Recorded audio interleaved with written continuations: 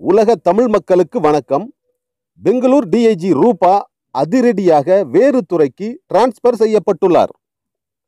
கர்நாடக முதல்வர் சித்தராமையா இந்த அதிரடி அறிவிப்பை வெளியிட்டு பரபரப்பை ஏற்படுத்தியுள்ளார்.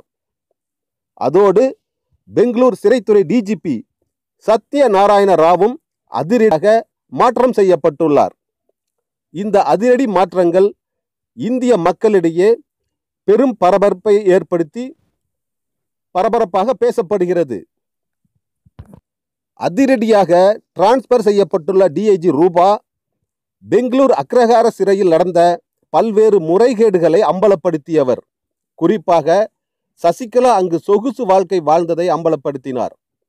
சசிகலா 2 கோடி ரூபாய் லஞ்சமாக கொடுத்து அங்கு பல்வேறு வசதிகளை அனுபவித்து வந்ததை அவர் அறிக்கையாக சமர்ப்பித்துள்ளார். இதனால் பெரும் பரபரப்பு ஏற்பட்டது. இதைத் தொடர்ந்து டிஐஜி ரூபாவுக்கும் டிஜிபி சத்யநாராயண ராவுக்கும் இடையே பெரும் மோதல் ஏற்பட்டு உச்சக்கட்டத்தை அடைந்தது. அதைத் தொடர்ந்து கர்நாடக அரசு ஓய்வு பெற்ற ஐஏஎஸ் அதிகாரி வினய்குமார் தலைமையில் உண்மை கண்டறியும் குழுவை நியமித்தது. இந்த உண்மை கண்டறியும் குழு இன்று தனது விசாரணையை பெங்களூர் அக்ரஹார சிறையில் தொடங்கியுள்ளது. இப்படிப்பட்ட நிலையில்தான் டிஐஜி ரூபாவும் டிஜிபி சத்யநாராயண ராவும் மாற்றம் செய்யப்பட்டுள்ளார்கள். இது பெரும் பரபரப்பை ஏற்படுத்தி இருக்கிறது. அதோடு அங்கிருந்த கைதிகள் 30 பேர் வேறு வேறு சிறைகளுக்கு மாற்றம் செய்யப்பட்டுள்ளார்கள். சசிகலாவும் வேறு சிறைக்கு மாற்றப்படுவதாக தகவல்கள் பரவி பரபரப்பை ஏற்படுத்தியது. ஆனால் சசிகலா இதுவரை மாற்றம் செய்யப்படவில்லை.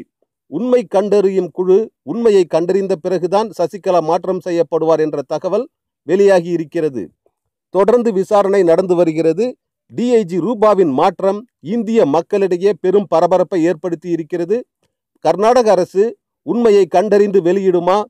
ஓய்வு பெற்ற ஐஏஎஸ் அதிகாரி வினய்குமார் உண்மையை கண்டறிந்து வெளியிடுவாரா? பொறுத்திருந்து பார்ப்போம். யுனிவர்ஸ் டிவியை சப்ஸ்கிரைப் செய்து கொள்ளுங்கள். பக்கத்தில் உள்ள சிகப்பு பட்டனை அழுத்தி யுனிவர்ஸ் டிவியை சப்ஸ்கிரைப் செய்து கொள்ளுங்கள். பக்கத்தில் உள்ள பெல் பட்டனையும் கிளிக் செய்து கொள்ளுங்கள்.